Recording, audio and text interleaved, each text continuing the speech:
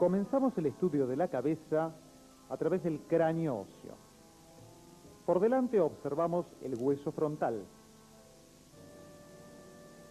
los huesos propios de la nariz, el hueso maxilar superior, por debajo y fuera el hueso malar, y por debajo el hueso maxilar inferior. Rotando la preparación, abordamos su cara lateral. En ella distinguimos desde atrás hacia adelante el hueso occipital, el parietal,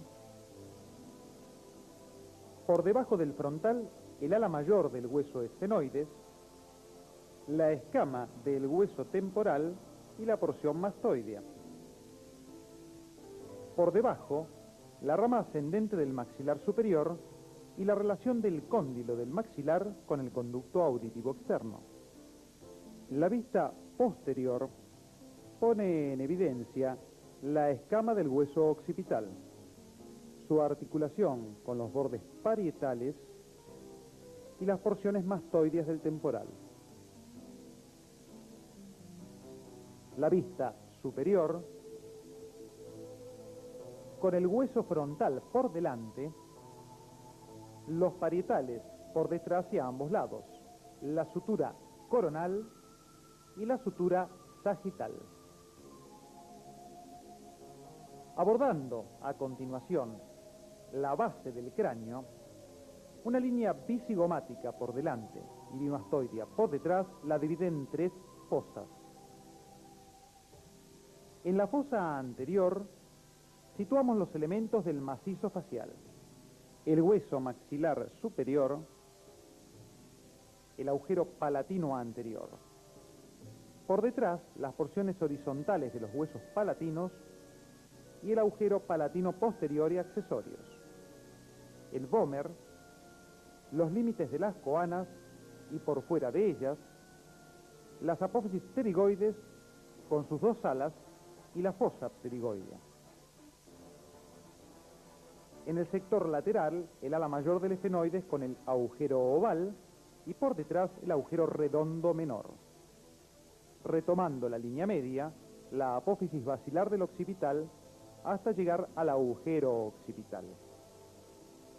Los cóndilos del occipital destinados al atlas, por delante el agujero condilio anterior y por detrás el condilio posterior.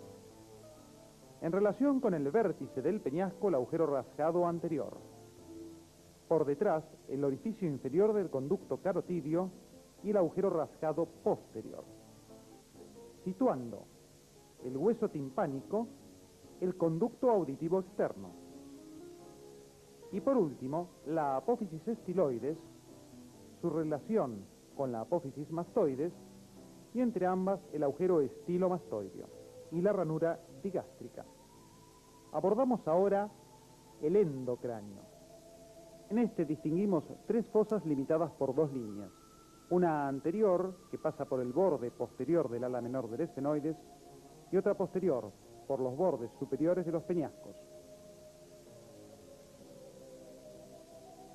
En el sector anterior ubicamos la porción orbitaria del hueso frontal, la apófisis cristagalli y lámina cribosa del etmoides, las alas menores del esfenoides, el agujero óptico, la silla turca, con las apófisis clinoides anteriores y posteriores que la limitan, las alas mayores del esfenoides con el agujero oval, el agujero redondo mayor y el agujero redondo menor, la porción petrosa del hueso temporal y en su vértice el agujero rasgado anterior, el conducto auditivo interno y por detrás el agujero rasgado posterior, el agujero occipital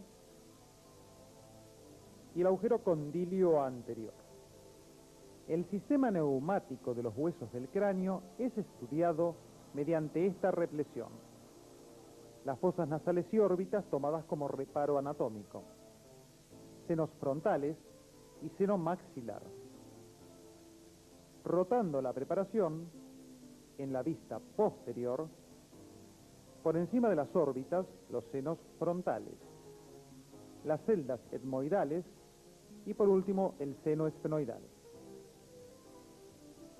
Las estructuras óseas de la cara y parte del cráneo son recubiertas por músculos, los músculos de la mímica.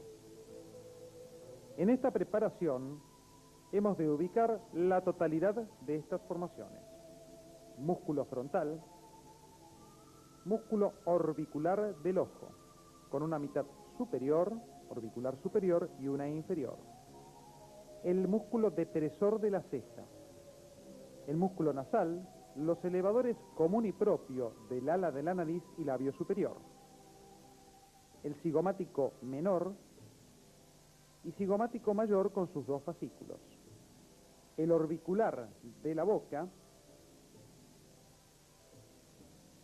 el depresor del labio inferior y depresor de la comisura bucal. Por último, el músculo cutáneo del cuello.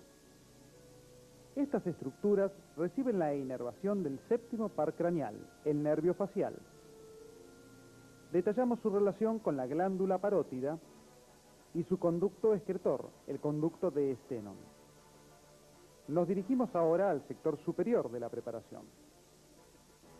El paquete temporal superficial, con el nervio aurículo-temporal, la vena y arteria temporal superficial. El despliegue de las ramas superficiales del nervio facial, su relación con músculo macetero,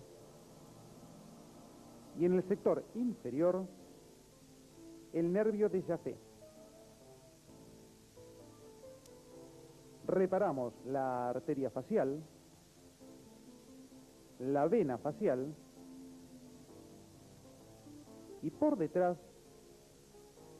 la vena yugular externa y algunas ramas del plexo cervical superficial. A continuación, retiramos los elementos superficiales. Descubrimos el músculo macetero, músculo de la masticación, al que desinsertamos de la rama ascendente del maxilar inferior. Tomando como reparo el arco cigomático, lo seccionamos, retirando también la rama ascendente del maxilar inferior. En la fosa cigomática, el músculo temporal.